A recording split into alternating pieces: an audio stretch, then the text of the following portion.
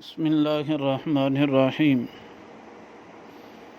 ان الحمد للہ والصلاة والسلام علی من لا نبی بعد اما بعد۔ عقیدہ ختم نبوت کے بارے میں حدیث نمبر 113 بیان کی جا رہی ہے۔ یہ حدیث مبارکہ الخصائص الکبریٰ الجزء الاول پہلی جلد صفحہ نمبر 288 پر یہ الفاظ مبارکہ موجود ہیں۔ طویل حدیث مبارکہ ہے۔ لیلۃ الاسراء کے بارے میں راوی حضرت ابو ہریرہ رضی اللہ تعالیٰ عنہ ہیں۔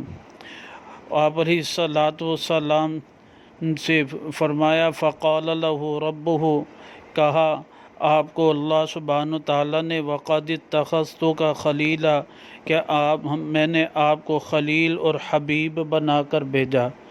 وقد اتخذتک خلیلا وحبیبا وہو مکتوب فی التوراۃ حبیب الرحمن۔ تورات میں اس حال میں کہ لکھا ہوا ہے کہ آپ رحمان کے حبیب ہیں۔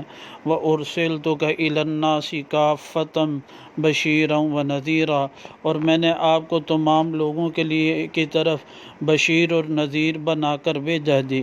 پھر اس حدیث مبارکہ میں یہ الفاظ فرمائے وَجَعَلْتُ أُمَّتَكَ هُمُ الْأَوَّلِينَ وَالْآخِرِينَ، ہم نے آپ کی امت کو اول بھی بنایا اور آخر بھی بنایا۔ پھر اس کے بعد آپ علیہ الصلاۃ والسلام کو یہ اس حدیث مبارکہ میں یہ بھی فرمایا وَجَعَلْتُكَ أَوَّلَ النَّبِيِّينَ خَلْقًا وَآخِرَهُمْ بَعْثًا، میں نے آپ کو بنایا سب انبیاء میں اول بھی، تخلیق کے اعتبار سے اور بعثت کے اعتبار سے آخر الانبیاء بنایا۔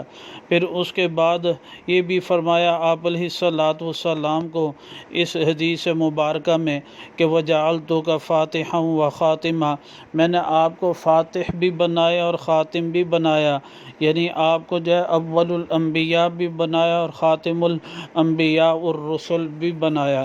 یہ حدیث مبارکہ ہمارا مستدل ہے کہ آپ علیہ الصلاۃ والسلام اول الانبیاء